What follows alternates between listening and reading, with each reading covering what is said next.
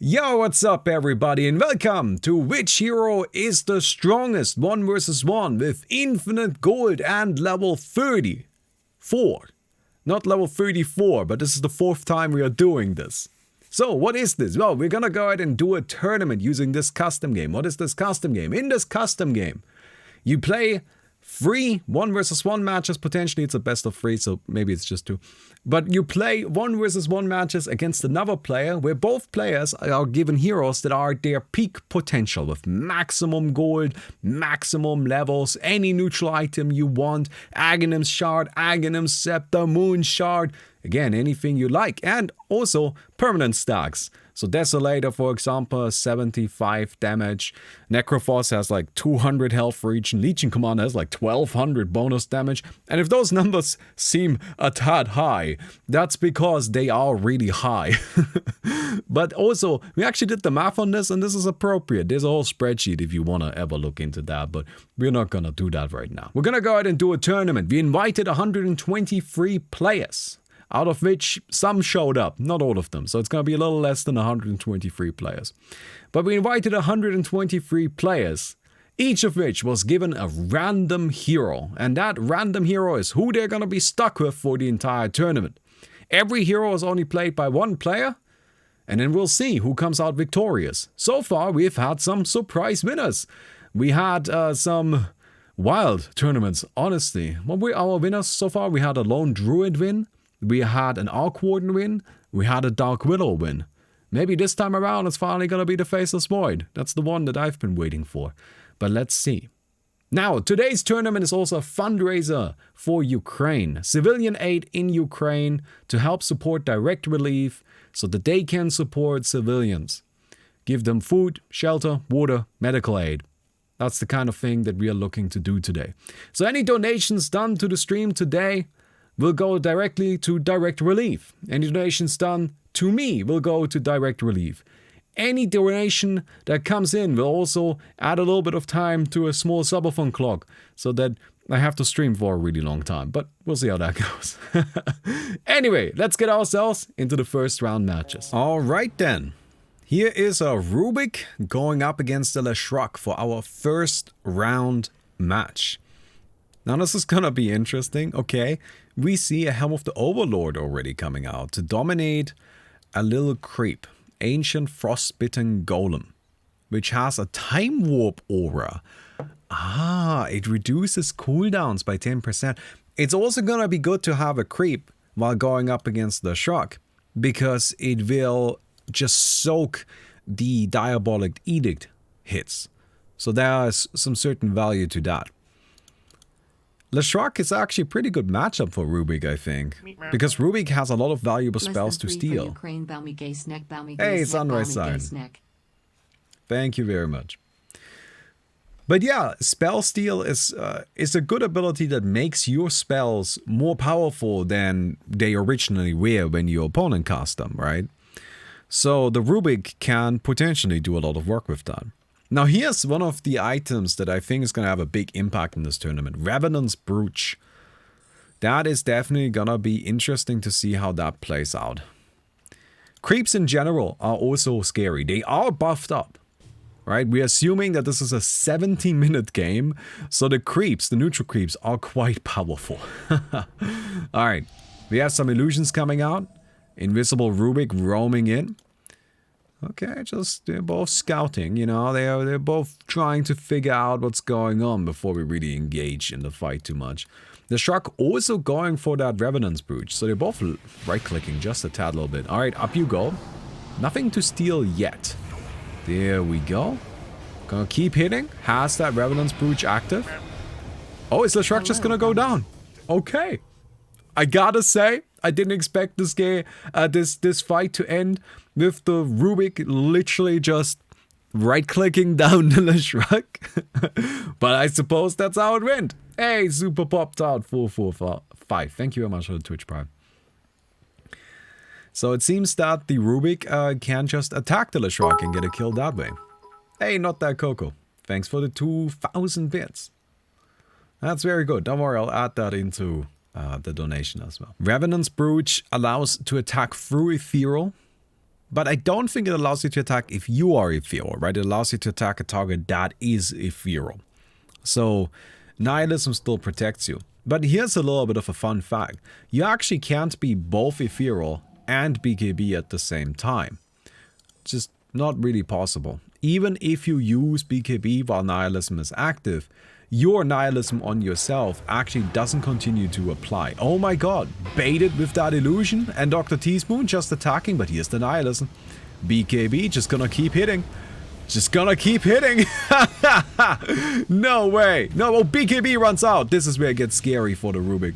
But still manages to pull it out. Turns out that right click, Skadi Manta style Rubick, pulling through in the end there. Nicely done.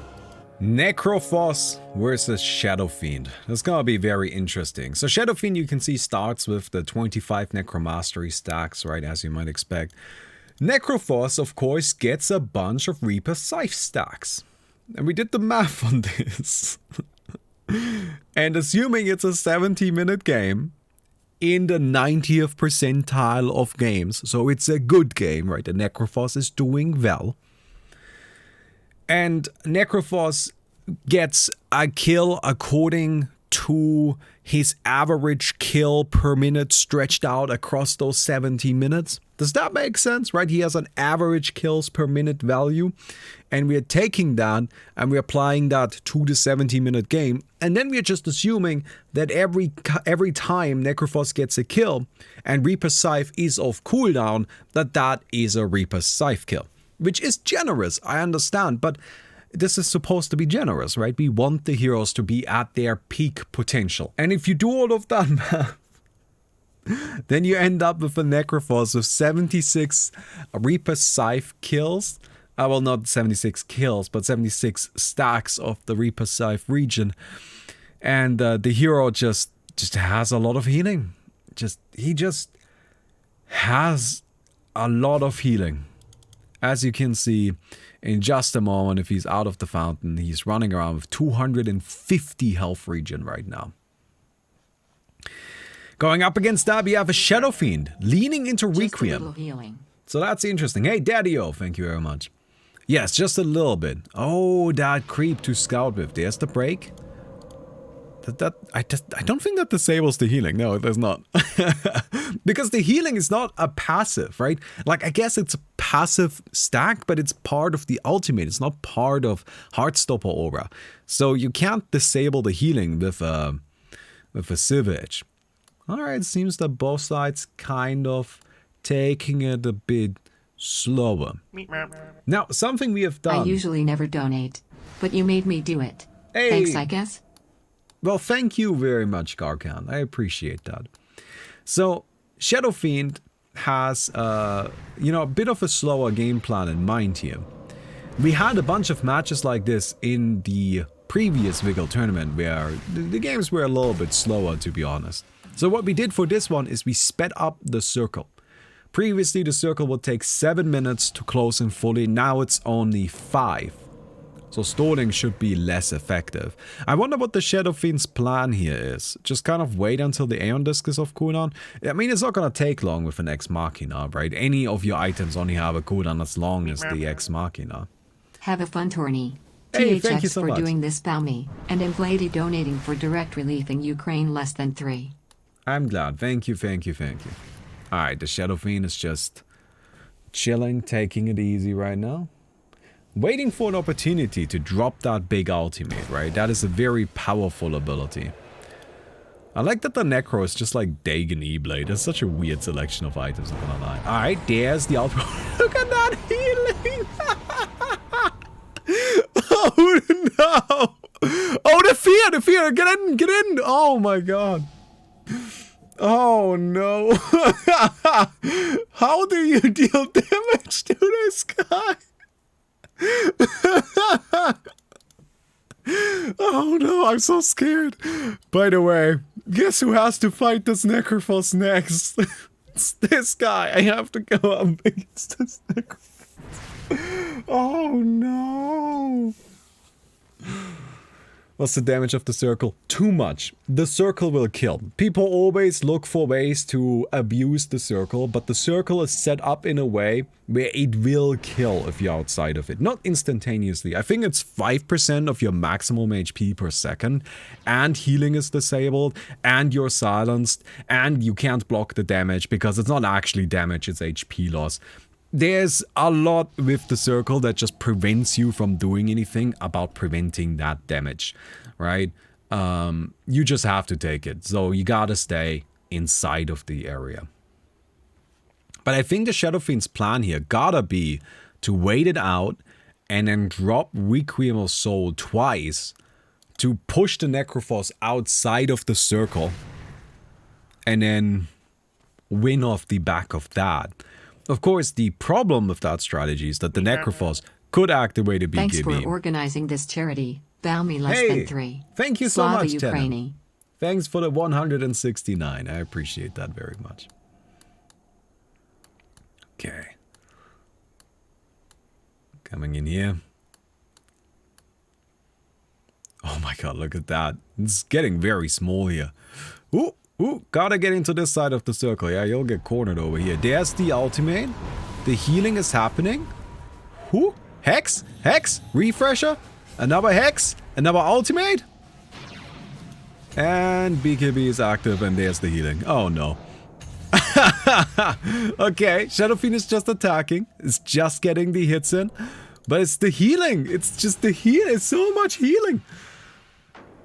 There is an E-Blade. Do we have a Dagon? Okay, just gonna go ahead and activate the W. Hiding invisible, but actually, honestly, Heartstopper Aura is ticking away at the Shadow Fiend and it's becoming a problem.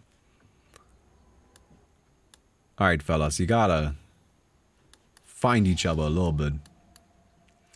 If the Shadow Fiend had a second ultimate there, then that probably would have worked, but it didn't seem like that was quite ready. And Raiquia is so desperately trying to hang in there. There's another ultimate, but that's not enough. Not quite. Circle? Circle? Hex? Oh!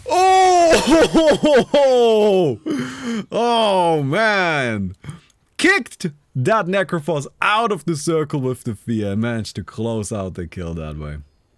I do like the Aeon Disc. I think the Aeon Disc is a very good choice here. Gem is also clever, right? That way you don't have to deal with the invisibility as much. You can actually bully the Shadow Fiend a bit more actively. There's a Lotus Orb, which that might be, like, I think the attempt here might be to use it in response to the Necrophos blasting E-Blade. So you can shoot it right back. Alright. The Shadow Fiend is just hiding. We're taking down these wards. No big deal. Alright, just kind of weaseling about a little bit. Oh, there's the ultimate! Very nice. You can see the Aeon Disc coming in big time.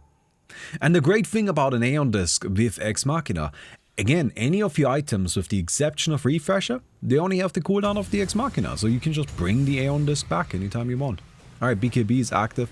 I mean, BKB is a bit questionable on Necrophos because you can't go Ethereal during it. There is the Reaper Scythe.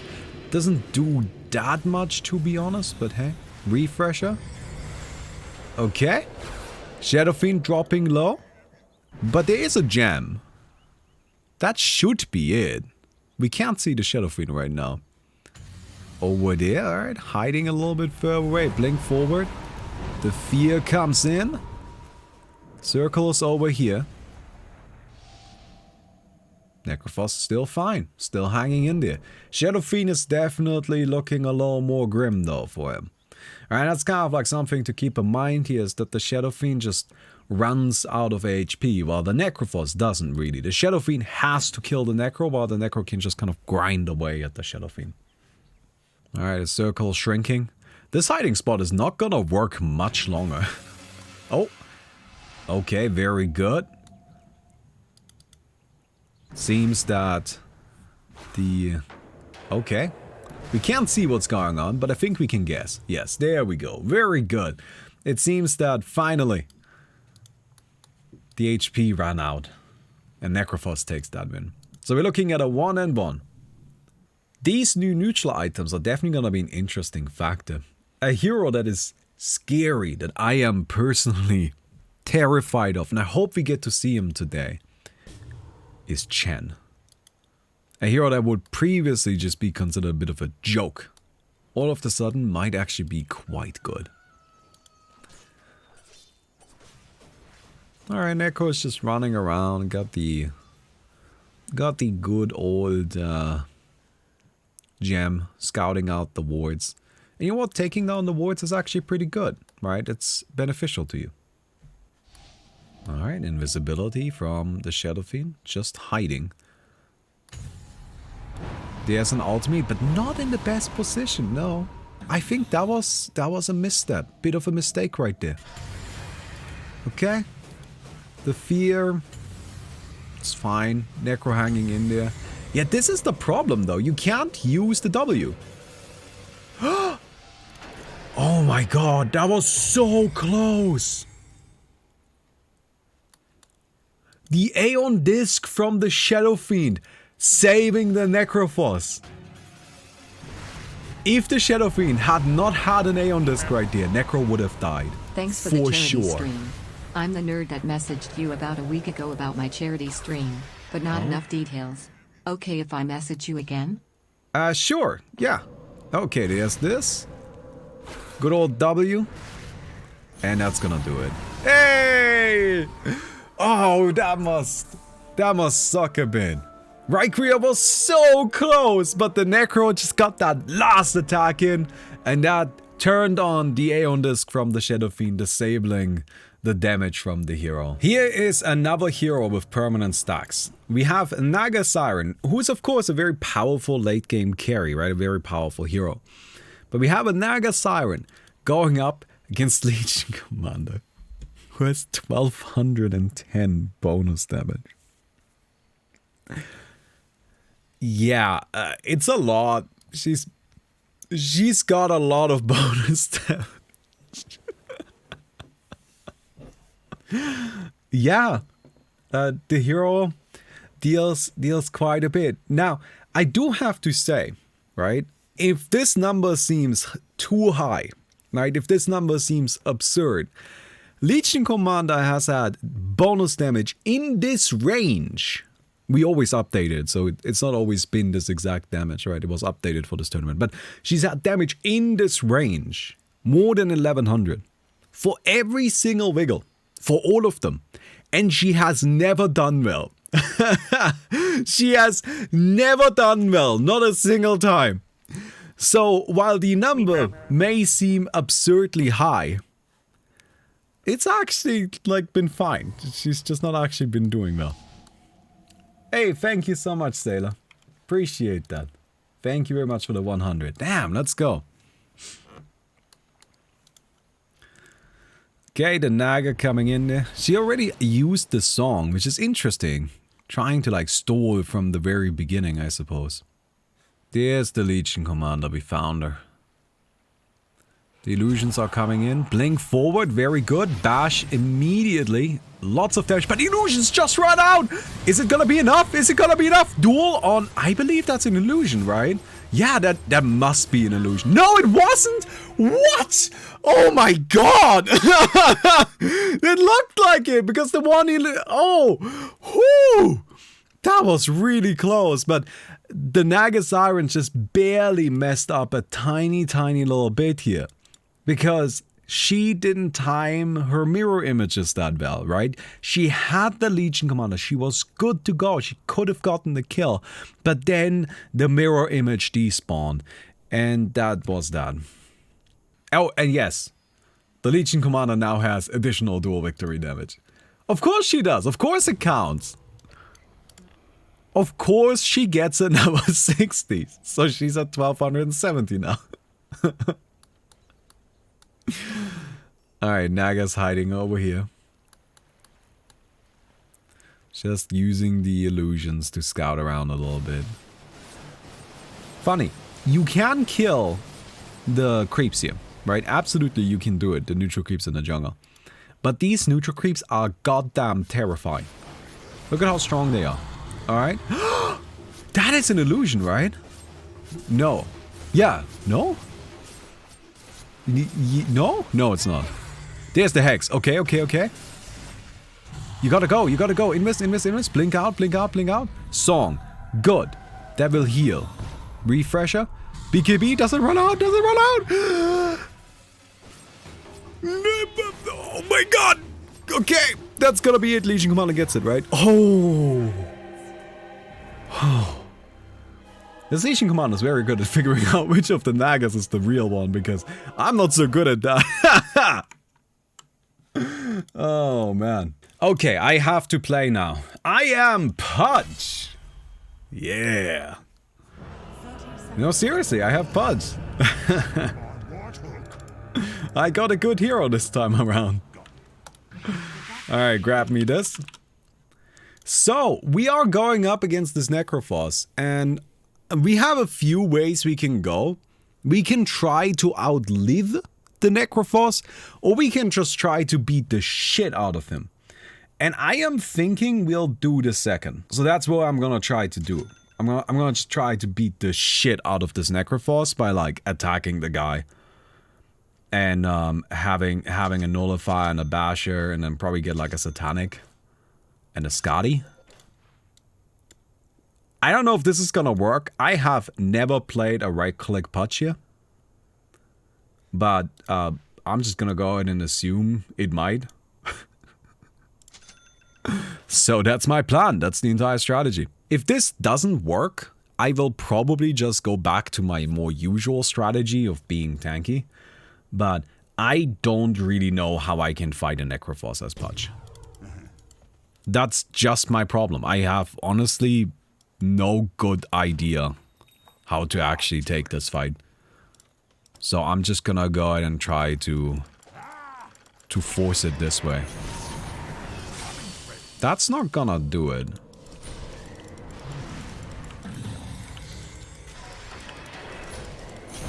I should have definitely got a BKB. No, this isn't gonna work. I don't like this. I don't like it. Okay, let's try it like this. This is a more traditional build. I wanted to try out the other thing, but that was nonsense. That didn't work at all.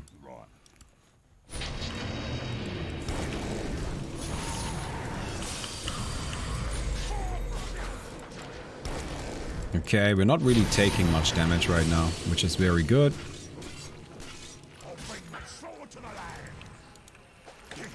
And there it is. Okay. See? Like, if we just... You just go with the thing that works, right? Like, you just do the thing that actually will function. Ah, much better, much better. Alright, good. Try again. One of the nice things about Pudge is we just have a lot of attack damage because we have a lot of strength, right? That's it. We just hit pretty hard. So we can use that.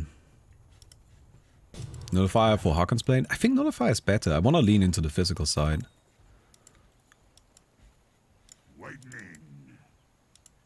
Okay. Radiance. Hex Lincolns. Ah, shit, I missed. Can I not get there? Hmm.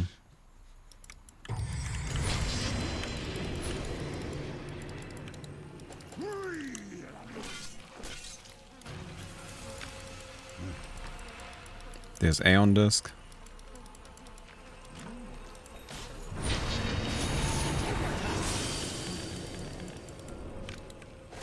Ah. Okay, so there's a small problem here.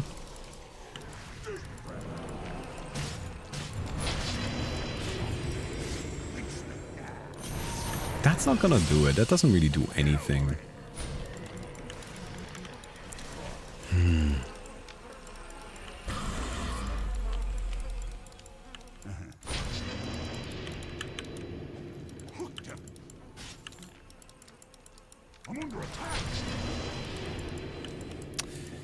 Okay.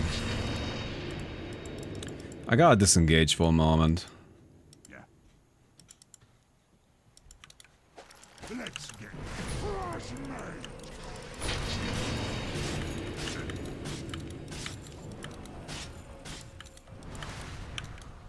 Yeah, maybe I should have gotten Harkon's Blade.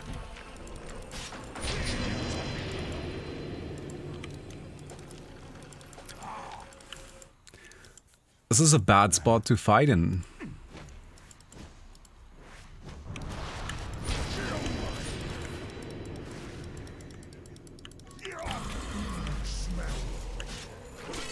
Okay, that'll do some damage.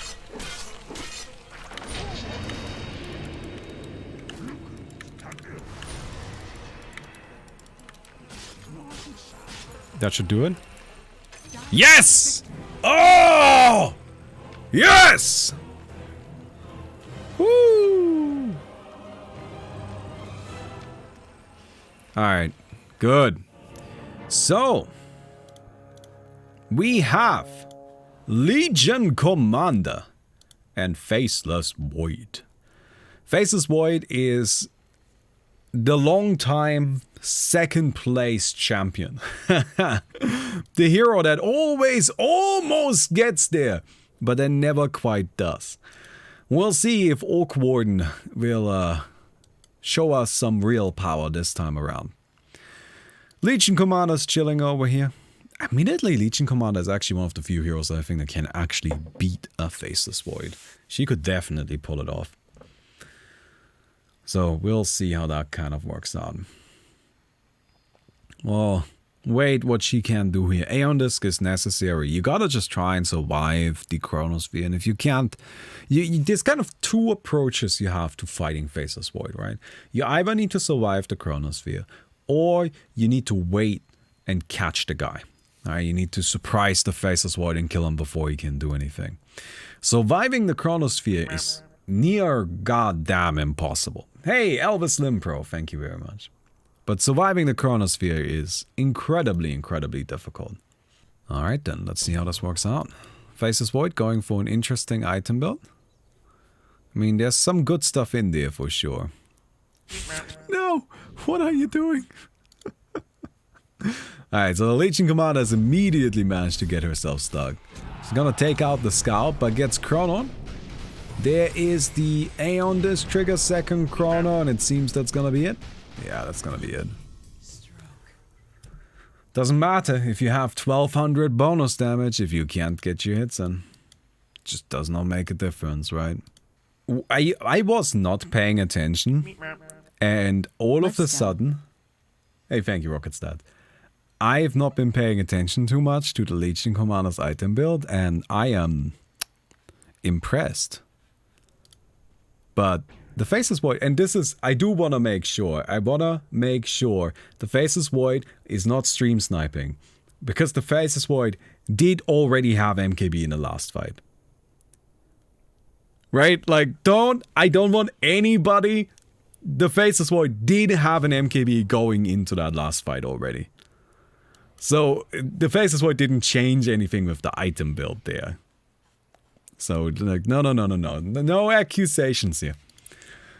This is a very fun strategy that is just definitely not going to work. Just like not even a little bit. But you know what? I mean, I guess you might as well. Oh my god!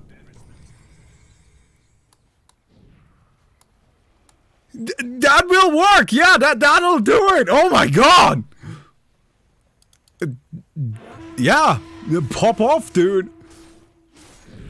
Alright, there's the Chrono. But it's just her item build is so shit, right?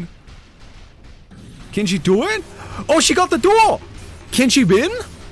Can she do it? Ah, no, that was unlucky. That was crazy. The funny thing here is that the Legion Commander really she just had 3 useless items, right? The 3 butterflies did absolutely nothing. She had some actual items. She actually could have taken that one. She could have won that fight. That was crazy though. Very close one. So, Monkey King. A hero that has one of the most powerful ultimates in the game. And actually, interesting choice. Not going for a tier 5 neutral item. Which I think is actually not a bad call. Monkey King is one of the few heroes where the Penta-Edge sword is actually just exceptionally powerful. I also like the Arcane Blink. That's interesting. You can blink in and cast your ultimate much more quickly. And also probably get that Boundless Strike off. And as Monkey King, if you get to fight in your ultimate, you win.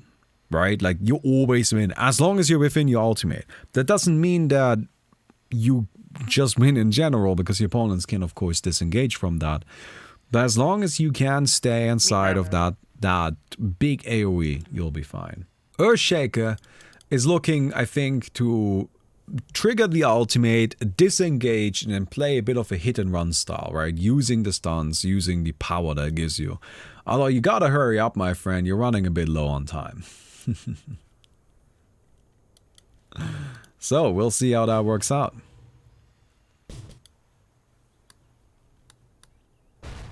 We're jumping around. That's actually funny. Both sides will be jumping around, won't they? Alright, Monkey King is up in the trees. Scouting out. Of course, Earthshaker is invisible. Nice. Just barely managed to get out of there. But still, playing it carefully. Invisibility from the Earthshaker again.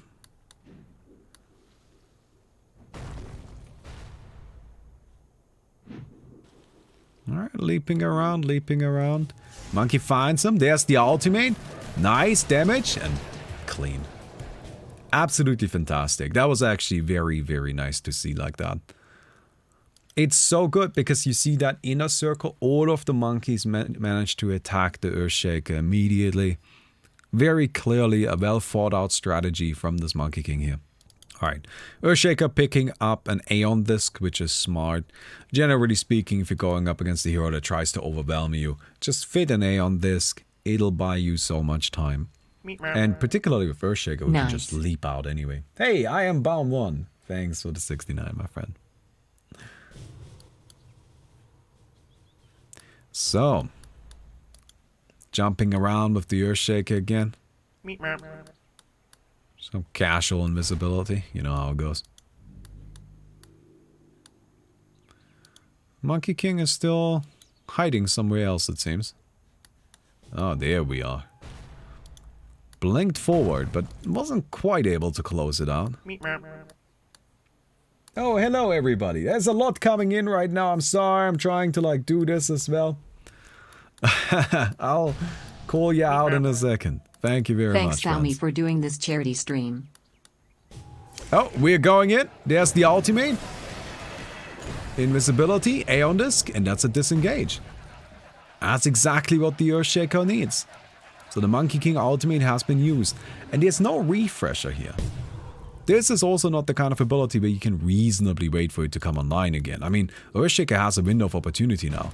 Interesting choice as well of the Seer Stone. Not an item I've really seen very much. Alright, jumping around some more. Eventually they're gonna have to fight. And that's actually probably bad for the Earthshaker, right? Because the Earthshaker eventually is gonna need to fight in an arena that is smaller than the Monkey King ultimate. So if the Monkey King just saves the ultimate until then, well, that's gonna go ahead and put a bit of a damper on this whole hit and run strategy, isn't it? Alright, jump, jump, jump. Personally, I would not buy Aghanims, so Monkey King gives away position. Well, that's where you're wrong, actually.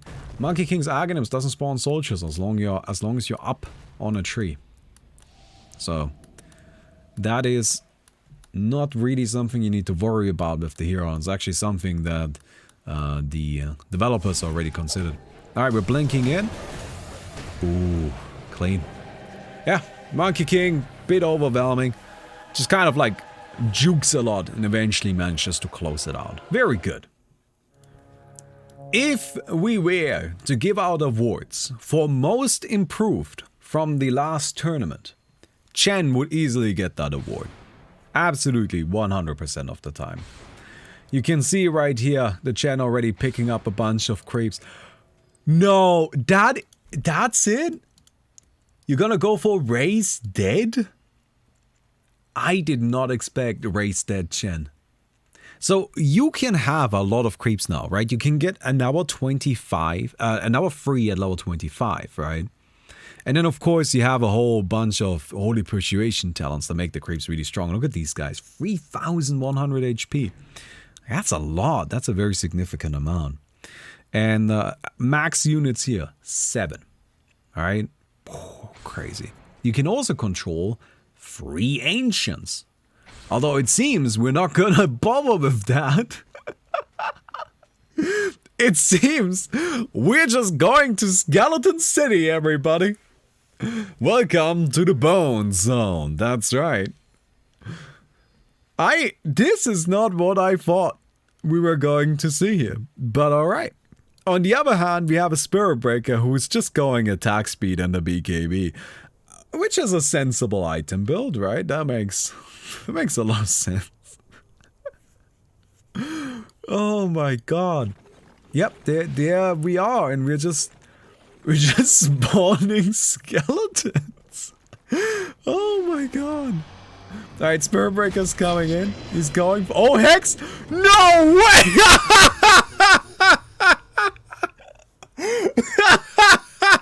What the fuck was that? That can't be real.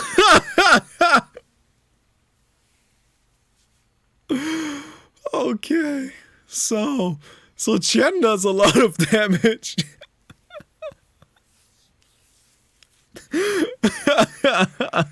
The Bone Zone it's a lot, you know, it's dangerous, what can you say? So what does the Spirit Breaker do to deal with that? What do you buy? Okay, we're going for lightnings. Yeah, I think that's definitely a consideration here. It's like, do you try to kill the skeletons? Like, what's the plan?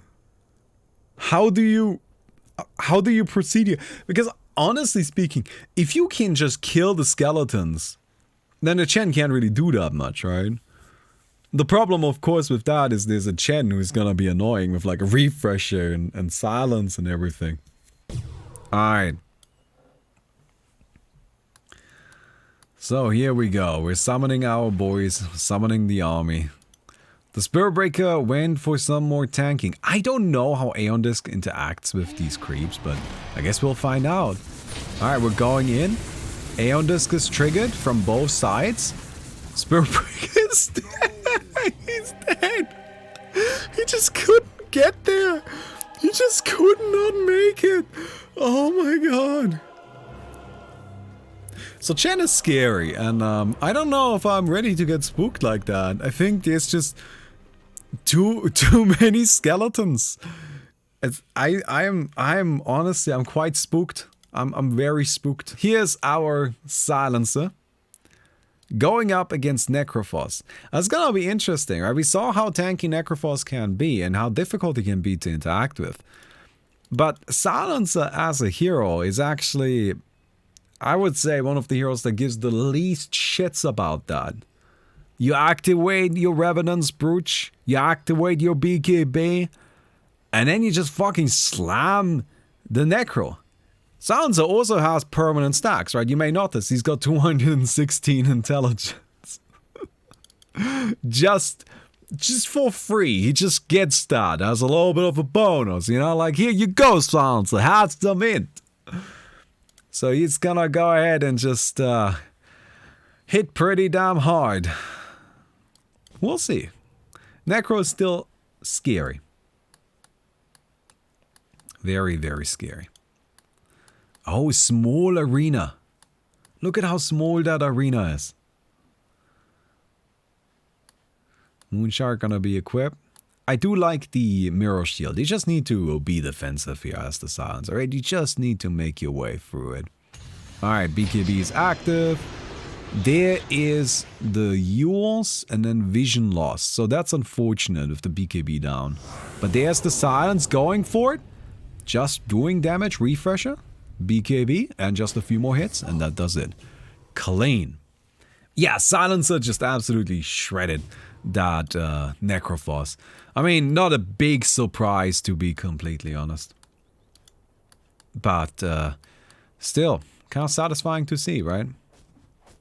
Go and take down these wards. It's just a matter of vision. It's always a vision game. That's what this mod is. It's all about initiation, about vision, about knowing where the opponents are. And you can see here, using wards, buying wards to try and win that vision matchup. Alright, BKB activated. There is the Yules to disengage it. That seems to be the main strategy here, right? Like just get out after the BKB activation. Oh, that was a bad spot. You don't want to be there. Oh, BKB. But BKB doesn't... Yeah, well, it helps. It helps. It helps. It definitely does help, actually. You can see. They're going to run into each other here. Yeah, that's not going to do anything right now. Your Aeon Disc preventing that damage. Sounds are taking quite a lot. Triggers an Aeon Disc as well. Refresher, BKB from both sides. Tusk just hitting. I'm surprised that Necrophos isn't just fighting back. Oh, that might be it. No, still standing. There we go. Just barely at the end there, but the Necrophos manages to close it out. We're looking at a 1-1.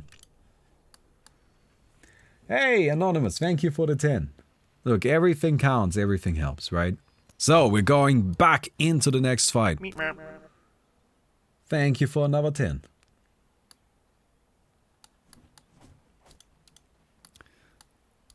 Necrophos is down here. Probably a pretty good spot. Oh, scouted out. BKB is active. Hex? No Hex. Waiting. We activate the Hawkins play, but that actually doesn't do any damage right now. E-Blade, Reaper Scythe. Oh, very close on that timing. Everything has been refreshed. Silence? That's the opportunity. Nope. Well, we've got another silence coming out in a moment. Run, run, run, Tusky. Run, run, run. I think that's gonna be it. There's the Reaper Scythe. And Necro takes it. It is so hard to win any drawn-out fight against Necrophos. He has so much regeneration. And with that, maybe a bit of an upset, the Necrophos actually takes it. Necrophos actually takes it. Tusky putting up a very respectable fight though. So let's grab ourselves our stuff against Ursa, right? We need to just. Is this item build okay? It's like a root. We've got this. Get a refresher for now, so we can blast twice. Which of the creeps is the one that disarms? I still don't know. Kobold Soldier, is this the one? Ah, that's the one, I found it. Alright, you come here. No, we need some armor, so we can actually survive stuff. Do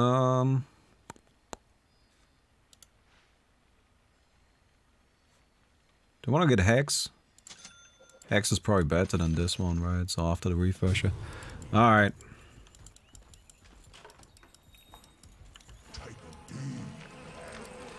We gotta have Rod active, just so we can kind of like scout. It also helps us detect.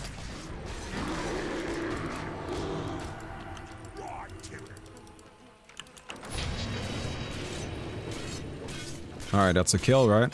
Nice. Clean! Yeah! Easy peasy, not even a problem. Where's my Kobold Soldier? Get myself this bad boy.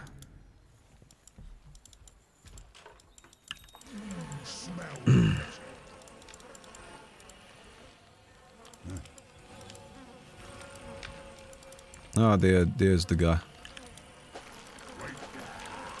Alright, we stick this guy on there. Ah, that's an illusion.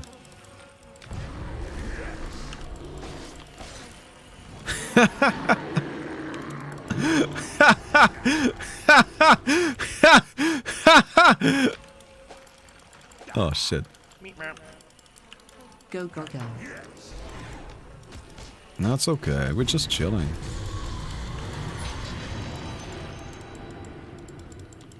And dead.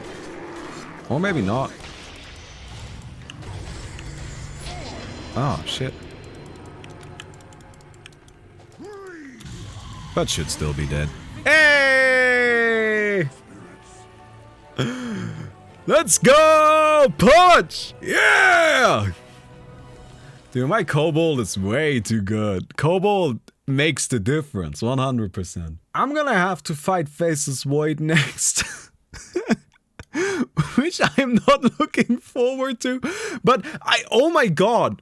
Guys, remember how we keep saying that Faceless Void like always keeps running into people where he just like barely can't make it past them? Faceless Void has to fight against Pudge, which Pudge won against Void last time. And then the Void has to fight against Axe, which that's gonna be interesting. I think the Void is really gonna struggle with that one, but we'll see. So, Chen versus Magnus. Magnus has Cleave and big AoE with RP and Shockwave. I don't know if the skeleton strategy is actually gonna be ideal against Magnus. But we'll see, I guess. It's gonna be interesting.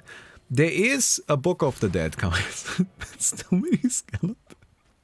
It's just all skeletons.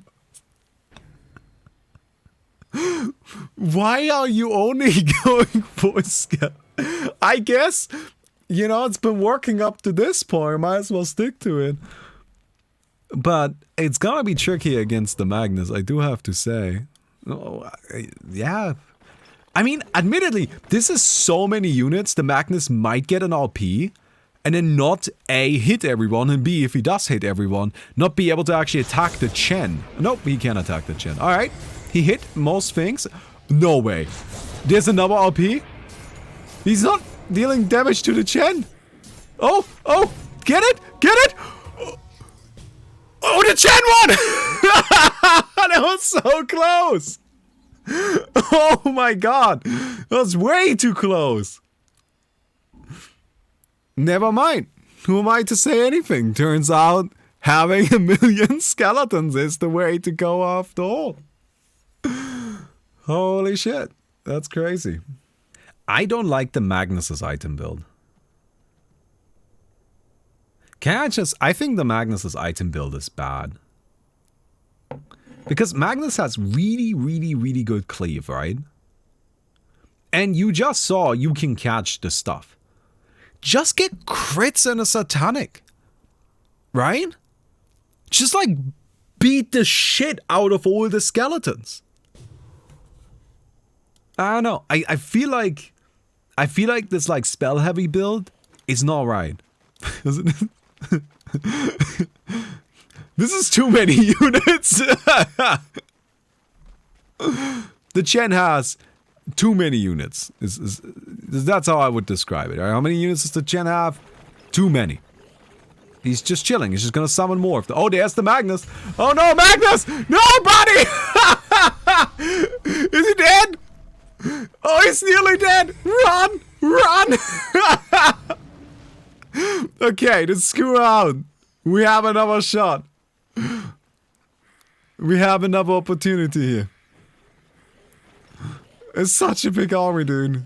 I hope I get to play against Chen. I wanna just fucking Pudge rot them all down. Alright, we're blinking in. Oh! Isolates the Chen, that's smart, but what now? You don't do damage! Run! You have nothing that deals damage, friend! You have no items that let you actually kill anything! The idea was brilliant! I respect the idea, but your item build just doesn't work. You just can't kill the Chen. Are these gonna run out of mana anytime soon? No, right? Like, it's not a problem. Okay, we're going in. Just skewer out. Oh, that's a bad skewer. You don't want to go all the way over there. Is that the plan? That might be the plan right now. To skewer the Chen out of the map and then, like, RP him. Just so he's stunned. And then, like, get out and hope the Chen dies to the circle.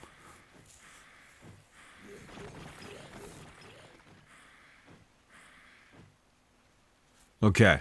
Alright, alright. Yeah, circle is shrinking. It's getting dangerously small. RP? Screw her out? Abyssal? Another... Yeah, okay, we need a second RP. There's the Hex, though. No, that's gonna be it. Oh! The plan wasn't too bad. The plan was reasonable, but it just wasn't quite enough. And with that, the Chen moves on. Nice and clean. Wow, crazy. 30 seconds to battle. So when going up against Faceless Void, you generally have two possible approaches, right? You can try to catch the guy, or you can try to survive. I'm gonna try to survive. I think that's where we have the better shot. Alright.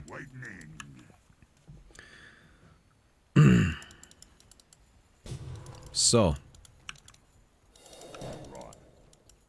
We activate this, so we immediately have the potential healing and such going on.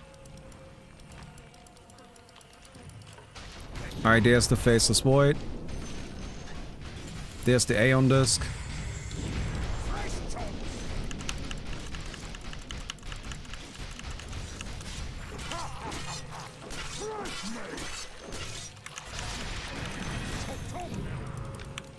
Alright, we survived. Got it. Yes!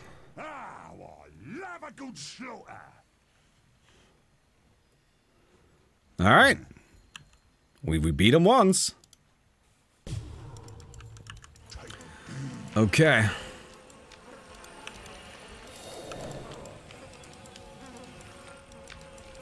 Just raw survival. Alright, we found him. Oh, I managed to activate it. I got off my E. He's not doing damage. Alright, good. I caught him. I caught him. That's a chrono down. I'm glad that we lowered the circle time.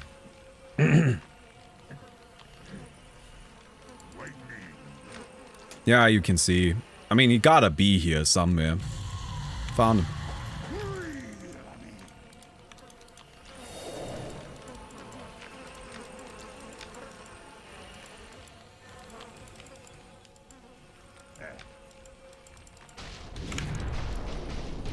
Oh, okay. Alright. Come back. That's the chrono down. I guess there goes my creep.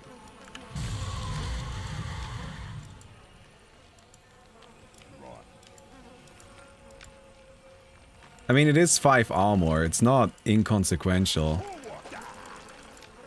But it's also not, like, mission critical, I think.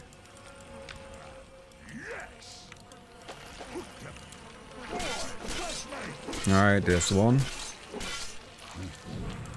That's okay, I'm just trying to chip away at this. No, I got it off again. I got my E. I think while that's going on, the guy just doesn't do enough damage.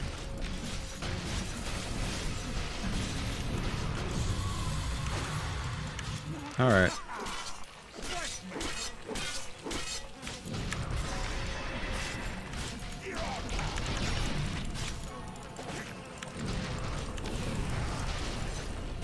Alright, should do it, right? Did I do it? Yes! I did it! I did it! I beat Void! Yes! Let's go! I'm sorry, Noah. Noah's so scared of me. Carry on, Noah. Nice punch. Yes! Yes, we did it! We beat Faceless Void, Noah! We did it! Yes! Now we just have to fight Axe, which that's gonna be bad. How are we gonna win against that? I have no goddamn idea, but we'll see. Oh my god, I can't believe it. I'm actually really deep in the tournament right now.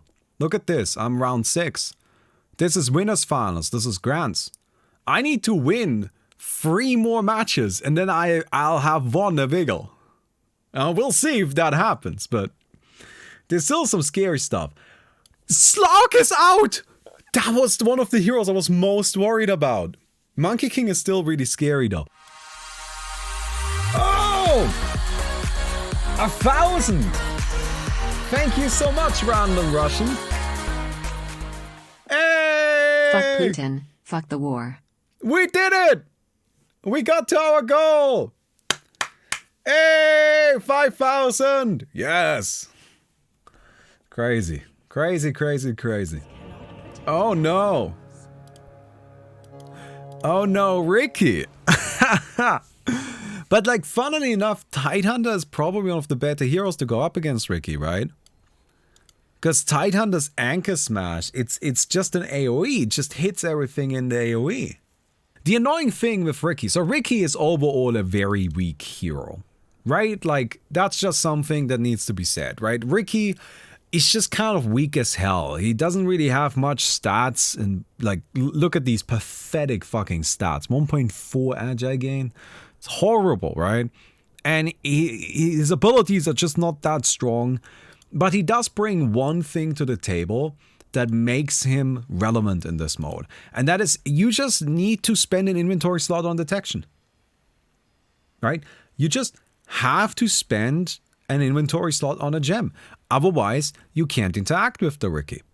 So that means Riki is a weak hero, but he always has the advantage of getting to play with 6 versus 5 items. Well, I guess 7 versus 6 items because of the neutral items. Alright? But that's definitely a factor that's pretty considerable in its effect. So we'll see how that works out. I do think that Tidehunter is just overall a much stronger hero though. And again, Riki's damage output is just kind of low. Like, he's gonna struggle to even do that much damage to the Tide. Yeah, look at this. Just gets absolutely annihilated. That's a real problem. Keep in mind, Tidehunter has the 50% chance to Anchor Smash on attack, which is also huge. Okay. Close, close, close. There's the Ravage, and there it is. I like the holding of the Ravage, you know, taking your time with it. Because you could just say, well, slam it right away. But if you slam it right away, unless you can kill your opponent, like what you gonna do with it, right? I think you wanna use the Ravage when you will kill your opponent with it. When you can really, like, capitalize on that stun. So holding it was very smart there. But still, really not much the Riki was able to get done. Admittedly, it was kind of close. If you play more of a hit and run style, maybe. I also like the Divine, just fucking try to kill the guy, right? What Riki has going for him is just the tricks of the trade. Is actually a fairly good effect for getting attacks out, right? So, maybe. This is but a drop in the ocean, but I really want to help even just a tiny bit, and I honestly mean it. No, that's Sorry good, for being HBK. a piece of shit back then. Should have not stated that out. All hearts and souls to you, good sir. Don't worry, dude. We're good now. Alright. Sometimes you say something stupid. That's just how it goes, right? Oh, there's a quick little dagger. Alright, just a few hits. I like it. Playing it smart. That just, it doesn't do enough damage. Like, that's the problem that the Riki really has, right? But there we go. Nice. Nice. In the end, it ended up working out. Yeah, that's the big problem with the Riki, where the tricks of the trade comes out and it just doesn't hit that hard. And, I mean, you gotta get your own attacks in. That's where you're, like, actually gonna be forced to engage with the Tidehunter a bit. Alright. Oh, this is where we're stealing my Ice Armor Giga Brain. I saw people earlier confused that I went for this creep and not for a different one, right? But like, guys, the Ice Armor is a legitimate ability. This spell right here used to just be a hero ability, right? This was just a Lich's ability. He just had that spell. That's how good it was. And they got rid of it, not because it was too bad. They got rid of it because it was boring. But it was a viable spell. Alright. Tide is just attacking, that's smart. No BKB is very questionable if you ask me. Okay, hanging in there. Satanic coming out and that's it. Yeah, as soon as the Tide gets to actually attack, the Riki just falls. He's just like he's just a creep, right? Like honestly, would you guys rather fight? Just a little contribution. Hey, Silver Lickers, thank you so much. Would you rather fight this would you rather fight this Riki? Or would you rather fight, like, let's say 2 of the Chen creeps? I think I'll take the Riki. It's just, he's just not that strong. He's just not that strong. So I'm impressed that he made it this far, though. That's actually pretty good, right? Like, that was, well, that was not all that bad. Beat an Earth Spirit, apparently. So, hey. Double Divine on the Storm. That is not what I expected. And the Silvage. So just sipping in Electric Vortex, breaking away the passive and trying to beat the shit out of the Tidehunter. Questionable, if I'm honest. And just a bunch of more. Okay. What I expected from Determination here is a bunch of mana, right? A whole bunch of regen. And then you just try to survive and sip and sap and sip and sap and slowly wear the Tidehunter down. That's what I expected. But I guess that's not what we're gonna see here. Alright, let's see if this works out. A purely physically based right-click Storm Spirit. On the other side, we've got Tidehunter, who is building fairly tanky. Equipping a bunch of wards as well. Just, you know, deal with some of the vision, I suppose.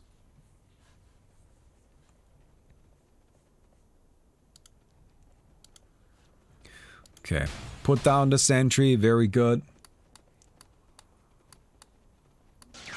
Storm comes in, BKB is active, breaks away the Kraken Shell, and that's it. Wow. Well, that was fast.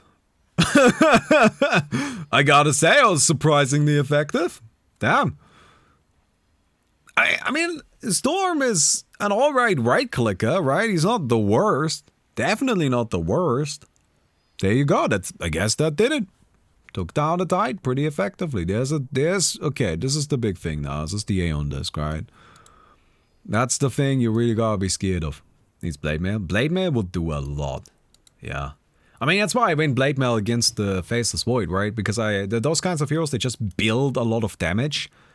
And Blade Mail will kill them. Blade Mail, in a way, is a bit of an Aeon Disc. Because if you have Blade Mail active, they can't attack you. They can't do anything to you because they're just gonna die, right? So Blade Mail, I know it seems like an item that, well, you know, it's a 2,200 gold item, is really that effective, but it's pretty good, honestly. All right, there is the break and Aeon Disc. Well, you can't really store like this, to be completely honest, because the Aeon Disc will just get refreshed with the Ex Machina. No item has a cooldown. They all have a cooldown as long as Ex Machina has a cooldown. Well, Storm Spirit, gonna try and stall a bit. The biggest problem Storm has here, I think, is actually mana. Okay. Oh, it wasn't refreshed. There's the Aeon Disc now. Ravage, we're going in. Oh my god! Yeah, I mean, Storm does not have any HP. Wow. Any changes from the Tide? Blink Dagger. Gonna try to be a bit more aggressive, I suppose. Small arena this time. Lots of the map being taken up here by these trees. Oh, you know, you don't want to go over there. That would be bad. Oh, there's a ton of hiding spots here, and as a Storm Spirit, you can definitely use them. Oh, come on, guys. There's gotta be another one of these. I'm glad that we reduced that circle timer. Oh, we're zipping in. Alright, we're going in. There's the Aeon Disc, though. I gotta say, I'm a bit surprised to see Docu not, like, immediately refresh it. BKB? Is that a misclick? Was that a miss? That could potentially be a fatal misclick. Blink forward, there's the Ravage, and that's it, right? Damn! Tidehunter! Dokia hanging in there. Determination goes down. Crazy, crazy, crazy. Yeah, I think there was just a BKB misclick there. Very good. So, Morphling as a hero has one talent. Oh! Level 3 Necronomicon unit. Thank you so much. Even though I don't know what I am, at least I can help. Thank Smile. you, thank you, thank you. That's fantastic. And Noel, thanks for the 20. And look at us, we're above 6k now. Crazy. So, Morphling has one thing that I think completely invalidates the Chen's current strategy, right? Which is these guys. I think this doesn't work here. Because waveform attacks targets. And 2 waveform targets. Morphling can just waveform through all of the creeps. And he'll probably kill most of them. So, it might also crash the server. There's a very real possibility that it will also crash the server. So let's hope that doesn't happen. But yeah, that is gonna be a problem for the Chen. And I don't think this whole skeleton crew situation is necessarily gonna work. Also, Chen is running out of time here. Alright, got another one. I mean, worst case, he can actually go and dominate some creeps that are around the map. Like, you can dominate these guys. But we'll see. Okay, here's the army. Here's the Chen army. Ah, this is just such a brutal matchup, really. Morphling is... saying he's squishy is not even true. He doesn't have a lot of HP, right? But he does have a lot of armor. It's just, you know, Zero naturally is actually quite tanky in the physical department. Alright, there's the army. I don't know what we're gonna do if this crashes the server. I don't know. Oh, there's a Hex, okay. BKB gonna be activated? No, no BKBs, okay. Okay, there it is, there it is. And the Morphling died. Well, that was not what I thought was going to happen, but here we are. So, we'll see if the Morphling maybe changes things out a little bit. There it is, there's the Aeon Disc. Although, honestly, you didn't even need that there. You just freaking BKB in waveform, right? Definitely a little bit of spaghetti, I gotta say. I think a lot of players in this tournament are forgetting about a really critical item. There it is, actually. Never mind. Never mind. There is the Mirror Shield. Because that item is broken. That thing is insane. So I haven't seen too much of it so far, but... oh, here it is. Alright, there's the army. There's everything. Waveform in. Waveform in. There it is. Did a ton of damage. Waveform out. And look at that. Most of it is dead. Refresher. And Morphling. Morphling killed the army. Yeah, that's just it. And I mean, at this point, what does the Chen do? Alright? It just isn't Hey Baumi, enough. Love your content. Hey! Here's some little help from student budget. Thank you so much, Murda. Everything helps. Every tiny thing helps. I don't think you can stick to this Dark Troll Summoner strategy. You have to go for something else. Alright. So we're gonna stick with the Chen summons here that we've had so far, right? Just with the trolls. I wonder what this guy's about, this little fella. This range guy. I can't even click on him, there's too many guys. There we go. Piercing and envenom. Ah, region reduction, 75. Okay, that seems alright, that seems alright. So that'll help against the Satanic, I suppose. Alright, Morphling is just chilling up here, just waiting. Setting up, right? So the army is a lot more split up now. Okay, waveform in. Not the best waveform, to be honest. And there's all of the units. They're attacking them. Oh my god! It happened so quickly! it was over in a second! Oh, man.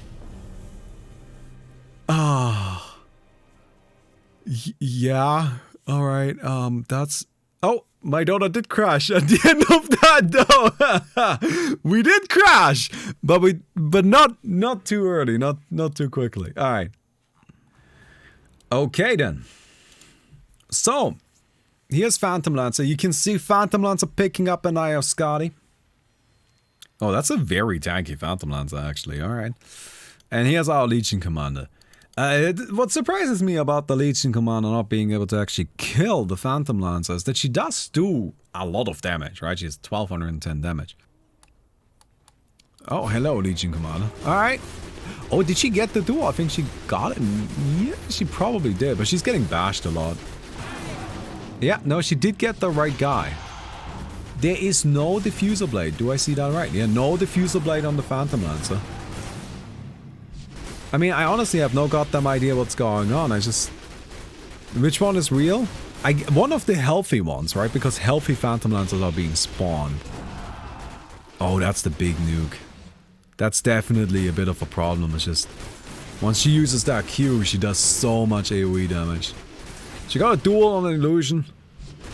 That obviously doesn't help a particularly high amount.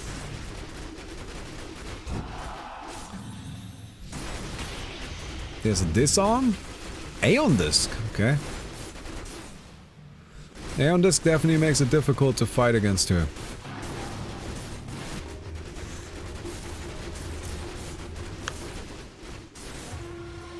Oh! Wait! Wait, what? I'm sorry, I didn't even see that. I guess she somehow got it. When did that happen? Right, I mean, she got it. She did it. Good job. Let's go. I'm surprised she didn't get a Battle Fury earlier. Because what it does is it makes it so even if she's attacking the wrong target, she will still deal damage to the right target. And it helps her spot the right target. Like, I know the item itself is not that powerful, but it should still make it so that she actually gets an opportunity to go for it. Also, I like how the Phantom Lancer is just already in the middle of the circle who's like, just come here. Let's just do this. No Lincolns this time.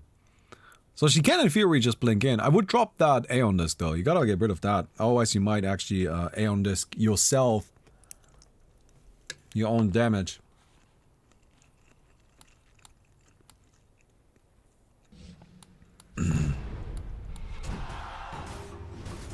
Is that the right target? No. No, that didn't seem like the right one. Alright, Phantom Lancer deals more damage now. Legion Commander's already out of mana because of the Diffuser Blade.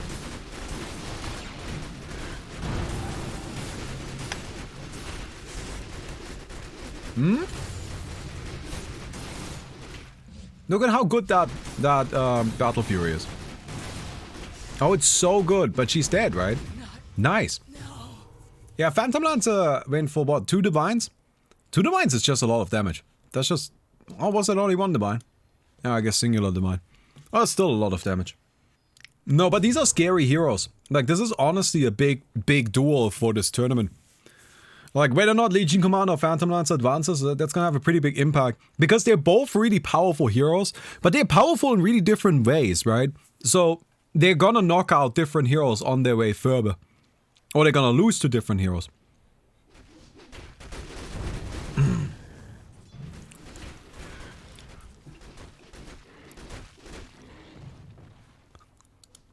So, we'll see. I keep blink. She wants to catch the Phantom Lancer. I think it's fair. You blink in, you get rid of it afterwards, right?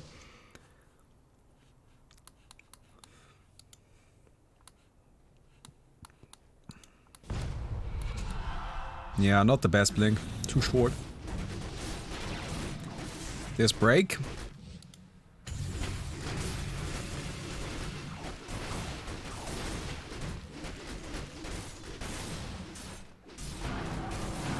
She's healing a lot.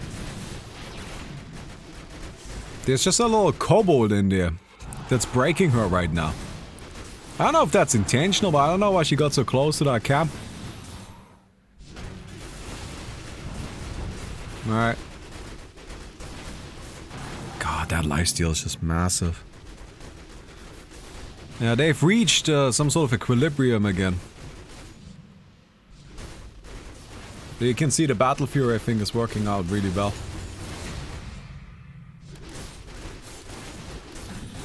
Phantom Lancer is very low.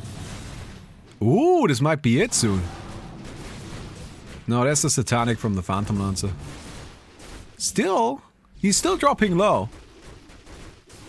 Yeah, she's making progress. There you go, she did it! Hey! Let's go! That took a little while, but she managed to get there. Crazy, crazy stuff. Alright, friends. Lone Druid going up against Monkey King. Now, Lone Druid is actually a previous WIGAL champion. This is a hero that has won the tournament before. And I mean, honestly, is that a surprise to anyone? Right? Lone Druid is one of those heroes where he's obviously good. He gets 2 item sets. Look at this bear. Look at this bear. Right? You get twice the hero. That's amazing, right? Super powerful. On the other hand, here's Monkey King. And something I like about what we've seen from the Monkey King is, right, this Monkey King has a plan, has a strategy, prioritizing fighting within the ultimate and bursting down the enemy while the ultimate is going on. Very good, very smart, worked perfectly earlier, so we'll see how it goes down. I mean, the Monkey King here is going for Divine Rapiers, Double Divine Rapier, Basher, BKB, Nullify, Blink, right? That is like the most aggressive you can possibly build. You blink in, you nullify away any A on this, drop ultimate and just burst the enemy down before they get to interact. Now, this is where it gets tricky though. Lone Druid as a hero is actually really tanky. Like that ultimate. And I believe I saw the Lone Druid also pick up an Octarine Core. Okay, no, it doesn't have that right now. But this right here is 2500 HP and 12 armor. It's a massive amount of survivability. And look at how much armor on top of that the Lone Druid picked up. It's gonna be difficult to take this hero down all that easily. And while you're killing the Lone Druid, you need to deal with the bear, which the bear not only has an Abyssal Blade, which makes it tricky, right? But also is lifestealing for the Lone Druid. So it's just a problem, right? It's just scary. Alright, Monkey King is just chilling up there. I don't know what the Monkey King is waiting for. Nice thing with being up in the trees is you know what's going on. And you're in control, right? Probably waiting for the ultimate to be down. Which there was a bit of an opportunity for that earlier, but then wasn't able to utilize it. Oh, we're going in. Alright, there's the ultimate. Alright, gets stunned up and probably dead here, right? Yep, Monkey King gonna be going down. That's the first fight, the first match here. Going straight to the Lone Druid with a clean pickup. I gotta be honest, maybe the Monkey King is leaning a little too much into the ultimate. I mean, the ultimate is really good, don't get me wrong, right? But the ultimate is also really good if you have a Satanic. Like, the ultimate is also really good if you go for a Butterfly or maybe like a Scotty. Right, if you have some more survivability, that doesn't invalidate the ultimate. It's still an incredible ability. But alright. Now, if it comes to Lone Druid, there have been quite a few strategies in the past that have worked, right? So you can try to kill the bear, you can try to kill the hero, I guess that's like the 2 main ones. But oftentimes just going for the bear first and taking out the bear tends to work out really well, because on its own, the hero is just not that impressive. Alright, here is the Lone Druid using that Harpy Scout to, well, scout and try and catch this Monkey King. Who is bouncing. Going in. What a yours. Very good. And that's a dead monkey. Clean. 2-0 for the Lone Druid. Monkey King gonna be going into the loser's bracket here. But yeah, that was a hard matchup. Honestly, that was just kind of brutal. Okay, where's my axe? Let's do it. So, Battle Hunger is like the scary thing, right? But am I scared of Battle Hunger? Like, Battle Hunger is the scary thing, but am I scared of it? Do I give a shit? I don't think I do. I don't think I give a shit. Right? I'll just get, like, here, boom, armor. We're good. Right? Like, is that good? Can you dispel Battle Hunger? Wait, how can you dispel Battle Hunger? Gotta check really quick. Dispellable, yeah, okay, cool. Alright, I found... Guys, I did it. I won. I found the counter. There you go. Alright, we got this. I mean, part of it is just gonna have to be figuring it out, right? Like, now, hopefully this guy isn't gonna just run away from me the whole time. Oh, I forgot I can dominate a creep. I should do that.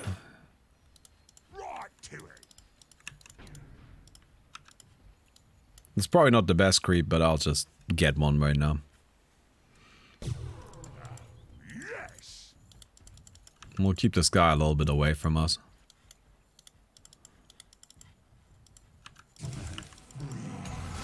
Any BKBs? No. Alright, we'll chill.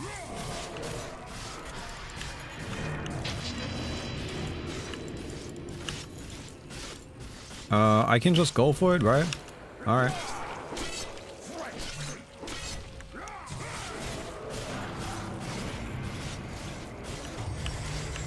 Alright, we'll just go for it.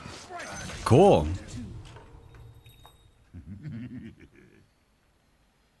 Alright, that worked.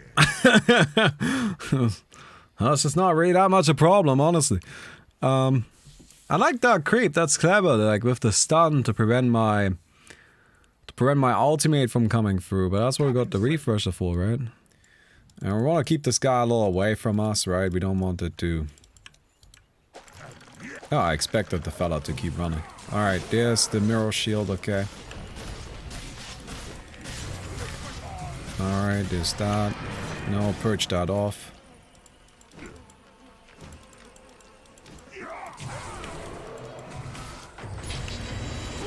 Alright, here's an ultimate. It's not enough damage, really, but... More replace this. I just need to chip away at this axe, right?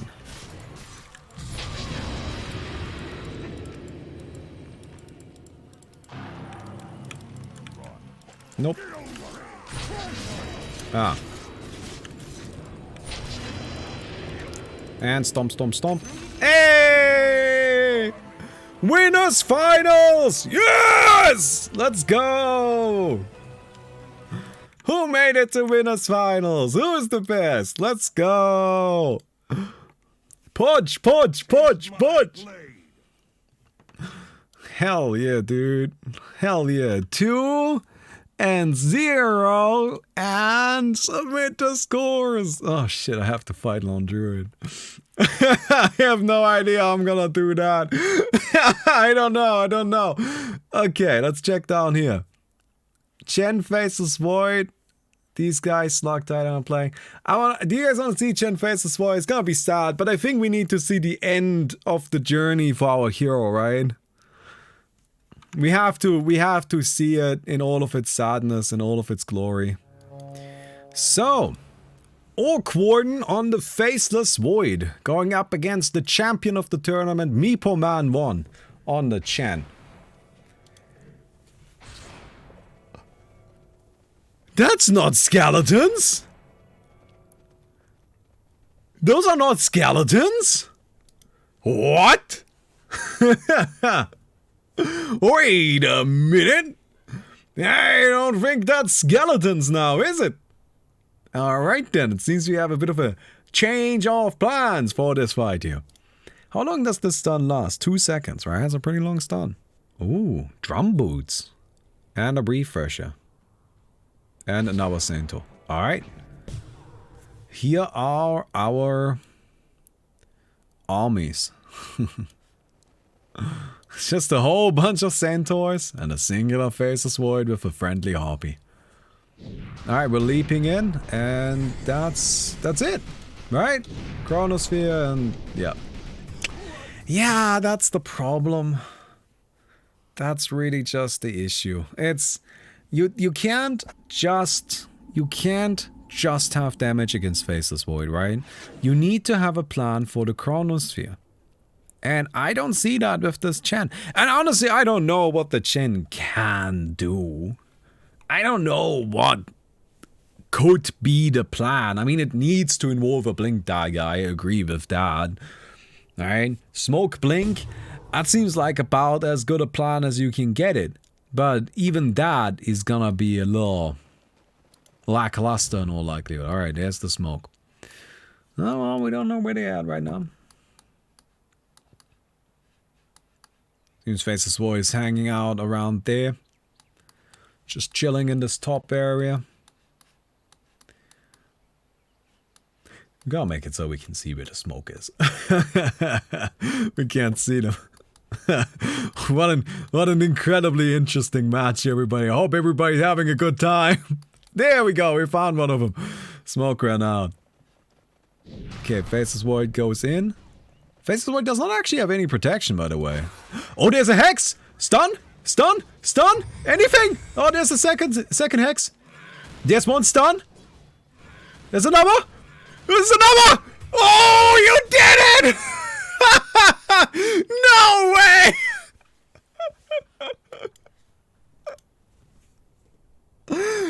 Okay, I mean, that's the plan, right? Like, you just gotta do that one more time. Just one more of those. As long as you get that somehow, you'll be good. Oh.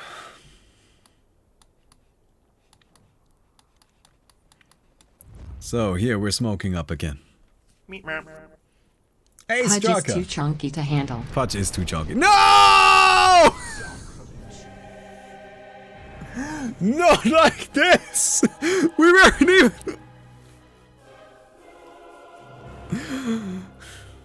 You did so good! You did so good on this, Chen. I mean, you gotta win against the Void. I got one fight win against Void. That's more than most heroes can manage, right? So that's... Overall, just great performance, right? Very, very impressive. But sadly, friends, we're now gonna have to say goodbye to our Chen hero. Monkey King and Faceless Void and Slark and Legion Commander are coming up. Let's do that Slark and Legion Commander match. As always, by the way, just a quick reminder, we're trying to raise funds for Direct Relief. Direct Relief is a charity organization that specializes in humanitarian aid. So that means providing civilians with stuff like food, water, shelter, and medical aid. And we're trying to raise money for this charity to support them in their operations in Ukraine for, I think, obvious reasons. But this is just supporting civilians. It is helping people that are in need. And it's helping people that need the help right now. So if you can support, if you can pledge even a little, everything makes a difference, right? So, Legion Commander here, picking up a bunch of defensive options. Nice thing about Legion, you don't actually need much offense, right? Like, you have a lot of damage inbuilt. Slark, funny enough, bit of the same situation. So, we'll see. Now, again, we have a Slark in the match, which the custom game, because of some quirks, doesn't give us Slark vision. Because otherwise we would be taking away his ultimate and that could potentially matter. So we decided that we're gonna go ahead and not see where the Slark is. Maybe that's something we can fix for the future, but for now that's how it works. So we only have Legion Commander vision, which is scary and horrifying because this ward is useless. It's just the worst possible ward. So, yeah.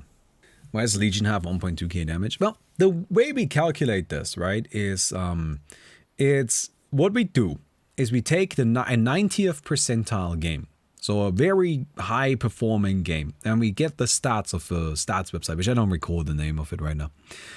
And then we take the average experience per minute, and we use that to calculate how long it takes for a hero to get to level 30. And then we say that as soon as the hero is level 30, the game ends. Then we know how long the game takes. Then we figure out how many kills per minute the hero has.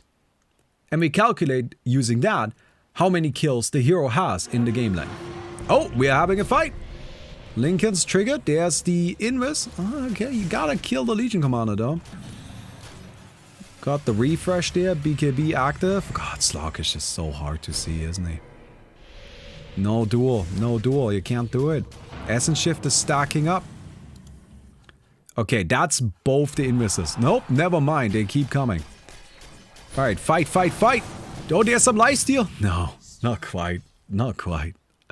So anyway, we have now, following our equations, right? We have figured out how many kills a hero has, a Legion Commander has.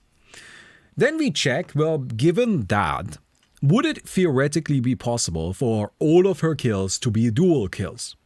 And the answer to that question is yes, right? She gets kills less often than dual has cooldown. There's a wider gap between that. So we just assume that all of her kills are dual kills, and then we calculate how many of them are at which dual level. So she doesn't get any kills for as long as she is less than level 6. She doesn't get any dual victory for those kills. But then, you know, we kind of go through. And here's just the quirk of this. The experience needed to go from level 1 to level 25 is approximately equal to the experience needed to go from level 25 to level 30. Which means you spend a lot of time with the level 25 talent of plus 30 dual damage bonus. If you also have your dual here with the 60, you get 60 damage per dual, you end up with just a lot of dual damage. You just get 1200 dual damage and you just do a ton of work. And I know this seems insanely high, right? Hey, thank you very much, Molsam. But admittedly, a Legion Commander hasn't won yet. Now, currently she's losing. So, we did put quite a lot of thought into this and quite a lot of, like, thinking into it. And there's definitely arguments you can make for, like, different equations, right? You could say, well, the game wouldn't necessarily end as soon as she hits level 30. Or you could say, well, the game, like, she wouldn't necessarily get a dual kill on every kill because she might get a double kill or a triple kill, right? But, like, it's hard to calculate for that. You just don't have really any clear numbers. So we just make some assumptions. You just have to make some assumptions. But we generally try to be generous with them, because the whole point is that this is the heroes at their peak potential, right? And I guess strictly speaking, Legion Commander's peak potential would be infinite dual damage, but clearly that's maybe a little much. Alright, the Slark is chasing down Legion Commander here. Oh, she got it! She got the duel! Can she win? She does so much damage. One more hit? No! No! That is... Oh, come on now! Oh, that was so close! I don't believe it. She actually had it.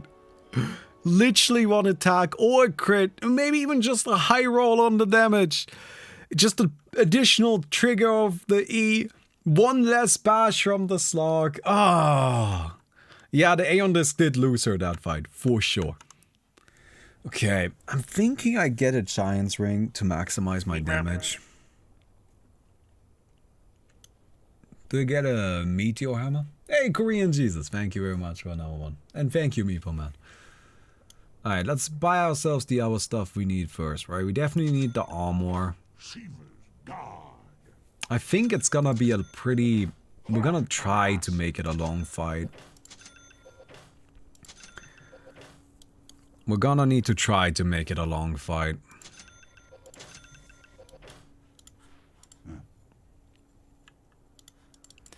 So, grab this. And, I'm gonna just start out with Giant's Ring, I think. I don't know if it's good, but I need to give something a go, right? We gotta, like, start this. I know. Okay, the plan is to kill the bear first.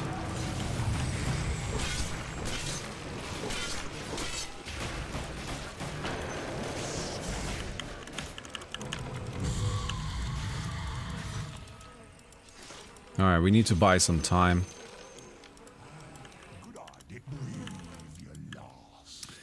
Okay, let's reset this a little bit.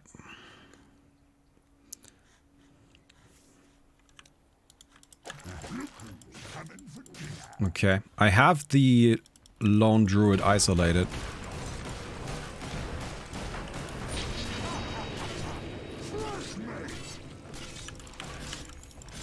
Okay, that's the bear down. Now they're both up there. So now I can hook down the... Oh shit, I missed that somehow.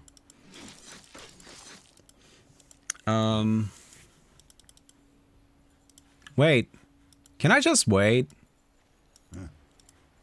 Do I just win? I just win, right? I'll just wait.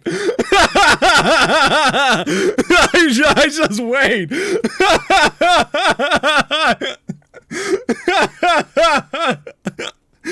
I mean, I don't need to fight, right? Like, why would I fight? Like, what's the point?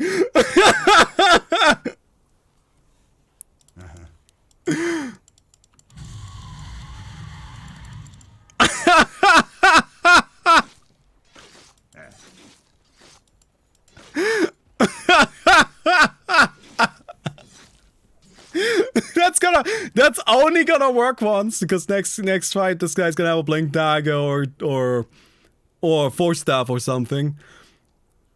But I mean, it's gonna work.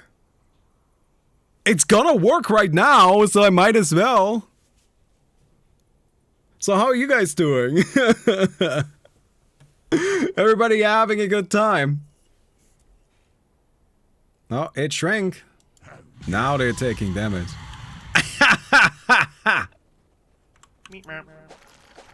Enjoying the stream while suffering from Thanks COVID for the flash now, sheep stack. Kappa.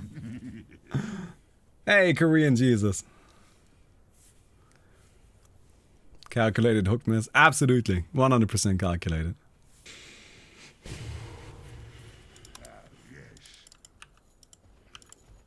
Okay.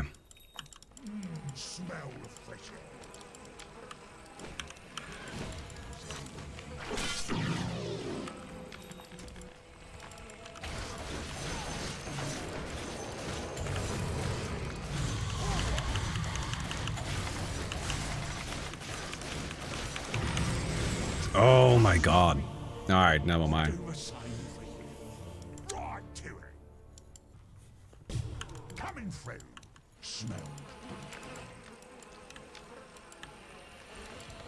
I may have just cliffed my own centaur.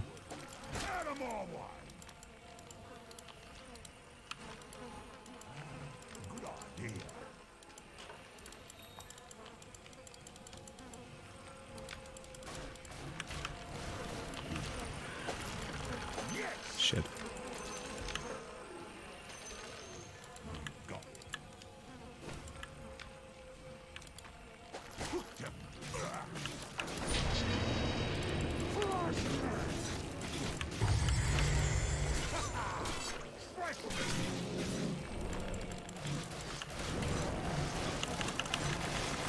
Oh my god. Just getting stunned so much right now. Yeah, that's it. Ah! Yeah, I mean it's just a really hard matchup. No, I'm just getting perma-stunned, right? Alright, alright. Alright. So, Slarky boy and Axie boy. You can see here, Axe has 58 armor harvested with Culling Blade, although it's gonna be more in a second once he skills his talent. So he's gonna have a lot of armor there. Timeless Relic, that's an interesting one. It's bad, right? I mean, it's interesting, but it's bad. Because, like, wouldn't it be better to just get, like, 20 armor from an Ex Machina? Than a timeless... I feel like that would just deal more damage overall, right? But go ahead.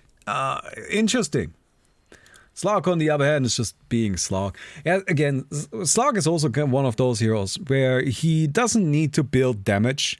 Essence Shift is arguably the best carry ability in the game. Right? It's just kind of insanely good. And you don't need to do anything to really enable Essence Shift other than survive. So I think this kind of item build, where there's just an emphasis put on survival, makes a lot of sense. Can be dispelled by Slark's Q. Yeah, I mean, honestly speaking, I don't think you get to rely on Battle Hunger here. But Axe's gonna try it anyway, I guess. Or is this just to increase the Berserker's Call? Berserker's Call can't be dispelled. So there's that. Buddy? You don't... What are you doing? Hello? Axe dies.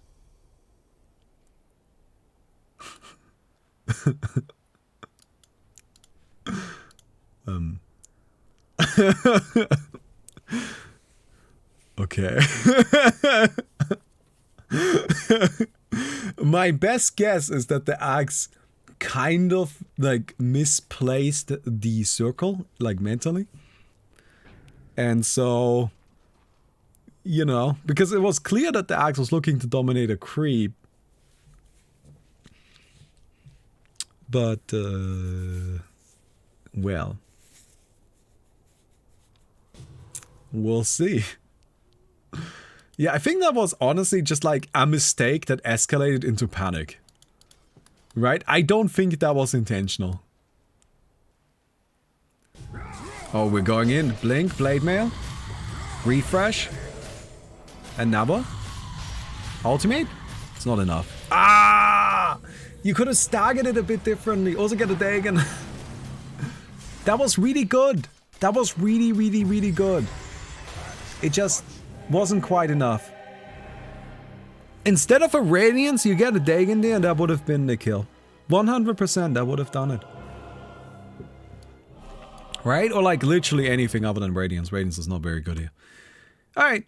Slark takes it. I mean, honestly speaking, I don't think it's a surprise to anyone that Slark won that one. Right? Like, I think that's expected that Slark wins that. But, yeah. Maybe not the way that we thought it was gonna go, right? So Monkey King versus Slark is coming up next. In this fight, Monkey King versus Slark, it's funny. Monkey King is clearly like the overall more powerful hero for normal Dota purposes. But that's because he's a big team fighter, right? Slark is more single target. And in this particular game mode, well, the single target stuff is just more important. Monkey King has some things that will definitely help. That will enable going up against the Slark. He's agile. He's got an incredibly powerful ultimate.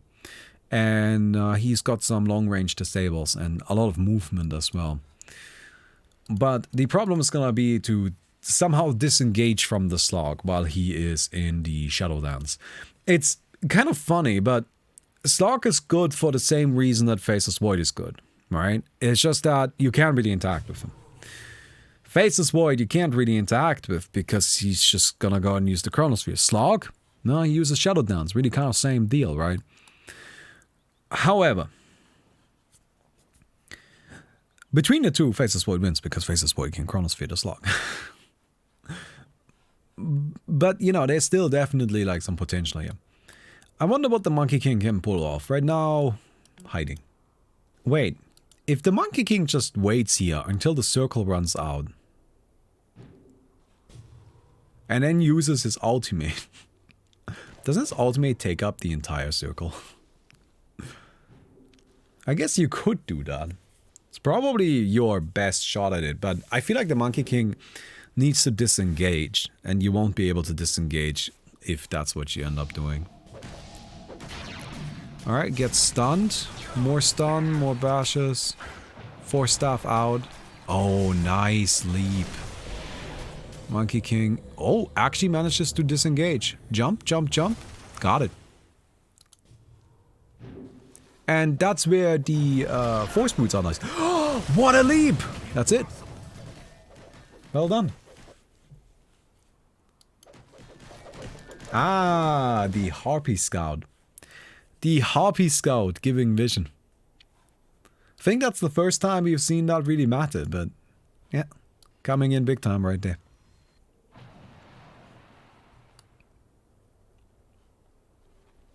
Oh, there's the Slark.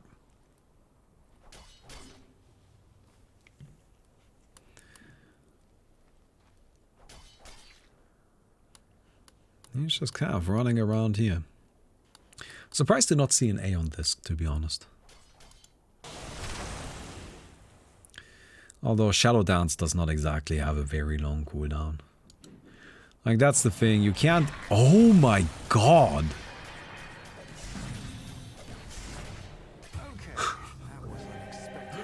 What was that leap? Holy shit. Just coming in from half the map away. It is now my job to try and somehow put an end to this slog. And I honestly have no goddamn idea how I'm gonna do that. Chat, I'm gonna need some help. Does anybody have a clue what can I do against the slog? I am thinking I'll go, yes, Rev, that was my plan. I'll get Blade Mail and Arcanist armor. So when the slog goes for me, I just activate that.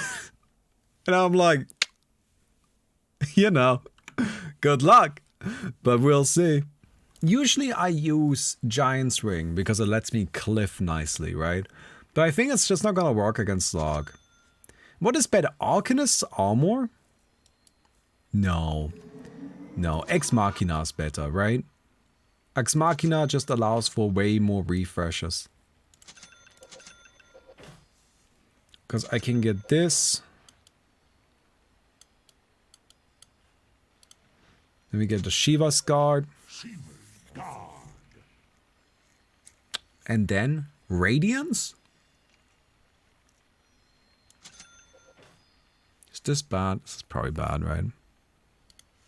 Whatever. Yeah, whatever, Pudge. I agree. Dagon? No. We need stuff we can apply to ourselves. Thanks for doing the fundraiser. These donations go to the cause too, right? Let me know Jelly if not Toast. lower. Yeah. I'll add them in a little bit. You know, I'm like in the middle of fighting here, middle of the game, but I'll add them in. I think we're gonna need to like try one fight and then just see.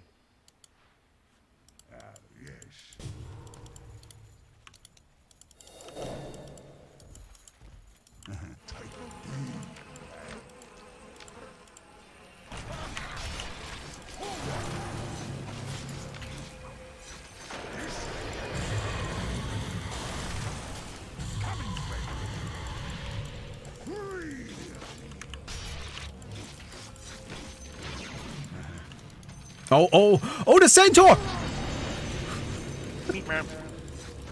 Much love. I hope the fundraiser goes well less than 3. I mean, it's been going well so far. Wait.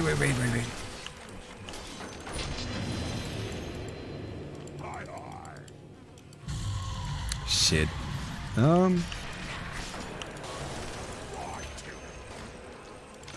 on! Oh! It's so close! Alright. So I like the Octarine Core to try and like, you know, like cast more. Throw out my stuff a little more often. We'll pick up a refresher for the backpack. Who knows, it might be useful. And Helm of the Overlord. And I will get myself one of these creeps. Because I can stun into the... I can stun into the Slark in this. And hopefully still connect. Kai and Sage and Kai and E-Blade doesn't stack. Oh shit. Alright, let's actually swap that out for Heaven's Halberd. That'll be better.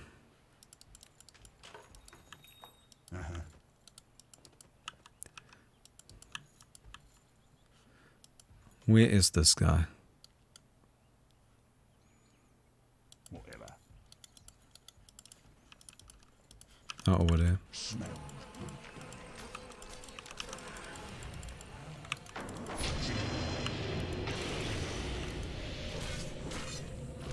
Alright, that is one Slark ultimate used.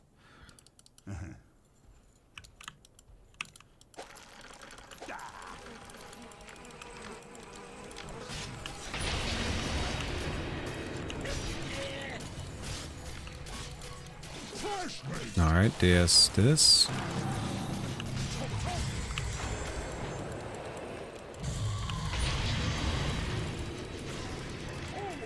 I don't like being silenced.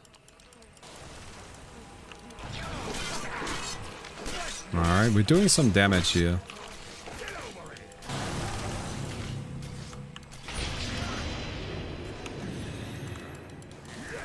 I'm under attack.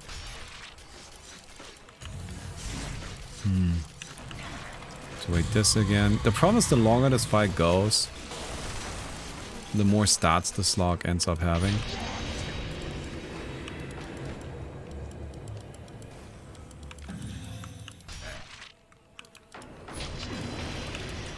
Ah.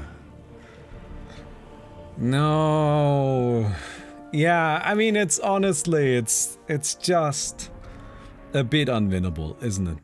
It's just a little bit unwinnable. Oh, well.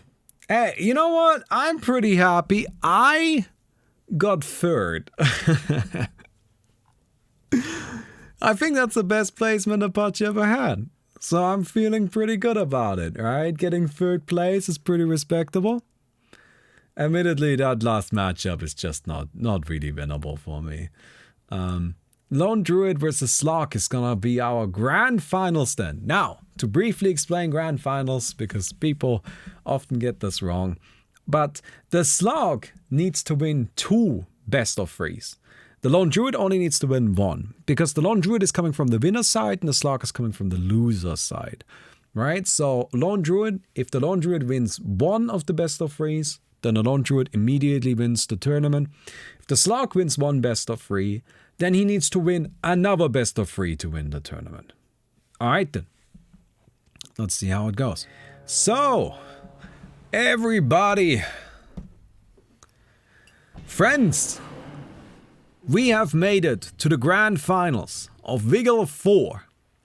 Lone Druid has been pretty cleanly stomping his way through the winner's side. If we want to have a quick little look at this, Lone Druid beating Pudge, Monkey King, Slark, Bounty Hunter, Meepo, and Night Stalker to make it into the winner's side. The Slark, on the other hand, maybe a bit more of a troubled past. He won against the Rubick, won against the Marcy, won against the Morphling, but then fell to the Lone Druid. And then in the loser's bracket, just been on a tear, taking down Tidehunter, Legion Commander, Axe, Monkey King, and then finally the Pudge. And now we're looking at the grand finals between these 2 terrors. Lone Druid versus Slark. Now, they both have tools that I think are actually really good against each other. And I mean, they're both obviously amazing heroes. So, looking forward to it. Chat, go ahead and go ahead and do a quick little. Where's my gambles here? Manage predictions. There we go. A quick little prediction. Oh, I guess somebody else has to do that because we are getting into the game. So, Lone Druid picking up that Hoppy Scout to try and find the Slark, and does so immediately. Oh, what a bash! But here is the first ultimate. This is, of course, always the problem. Still, Lone Druid has a great way of dealing with it, with that fear effect. Slark dropping low, and the Lone Druid retreats. Got the bear coming in, immediately gets an attack in on the Slark. The stuns are coming out, and there's another ultimate. Keep in mind, while this is going on, the Slark is building up damage. It's got 32 stacks of Essence Shift and does... Oh! Not go down. Not quite. Going for the bear now. Doing a lot of damage, but there is the Spirit Bear on the sidelines.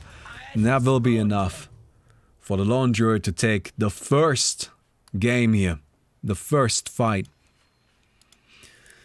And we'll see if the Slark can somehow pull off another. It'll be tricky. Yeah, Lone Druid has such huge survivability anyway. Alright, the Slark is chilling over there. Picking up a butterfly here. Oh, and no, just going in. Wants to be aggressive. I mean, they must both see each other.